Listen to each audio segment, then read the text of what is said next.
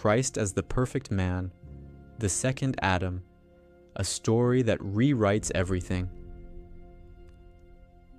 The ultimate pattern: 2 men, 2 gardens, 2 choices that echo through eternity. The first Adam stood in paradise, no hunger, no pain, no suffering. 1 command, 1 test.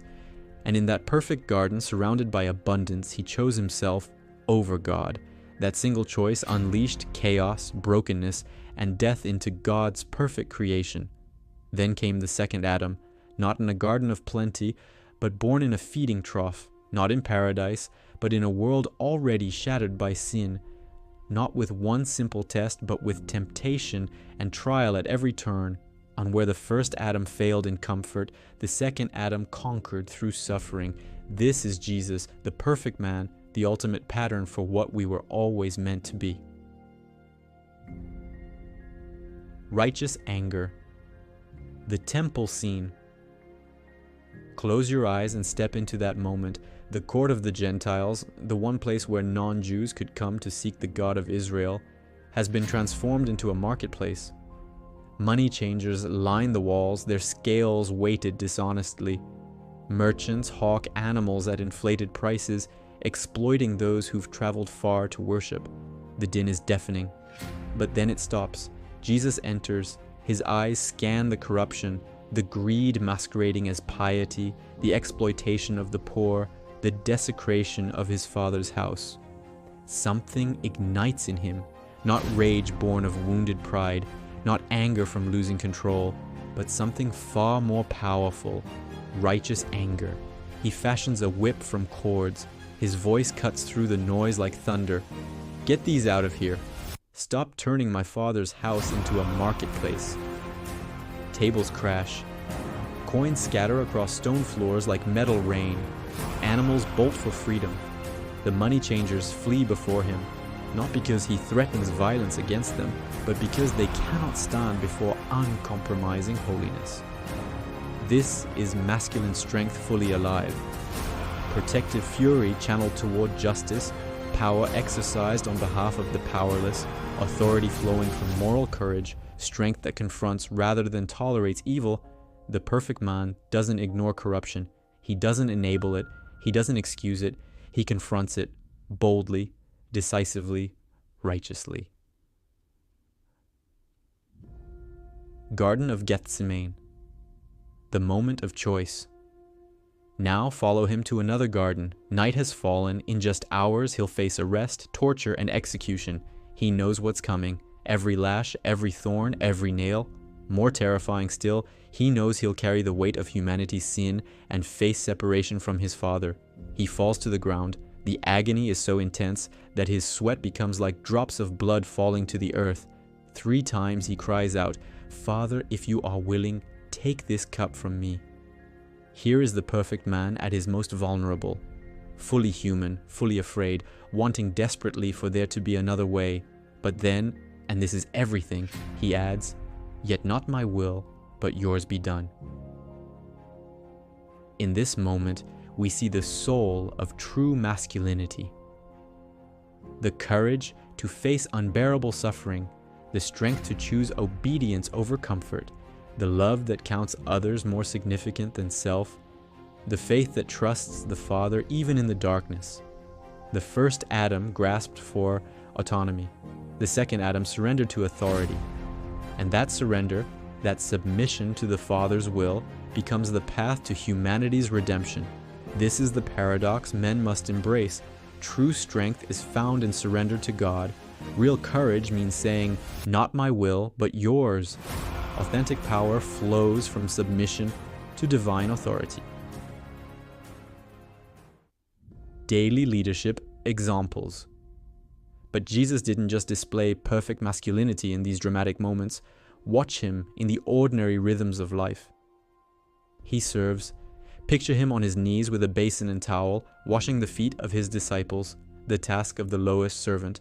Peter protests. Jesus insists, "I have set you an example." He explains, "True greatness isn't found in being served, but in serving others." He loves. Watch him with the woman caught in adultery, Religious leaders ready their stones. Jesus stoops and writes in the dust. Let him who is without sin cast the first stone. One by one they leave. Then Jesus looks at her with eyes full of both truth and grace. Neither do I condemn you. Go and sin no more. Love that neither condemns nor excuses. Love that transforms. He sacrifices. Follow him to Calvary. Nails pierce flesh. A crown of thorns draws blood. The cross raises him between earth and sky. And from his lips, Father, forgive them. In his greatest agony, he thinks not of himself but of those causing his suffering. This is leadership at its apex. Putting the well-being of others above your own, even when it costs you everything.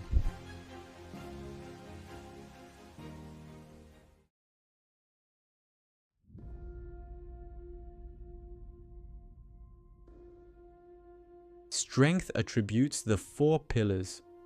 The perfect man embodied strength in 4 essential ways. Courage.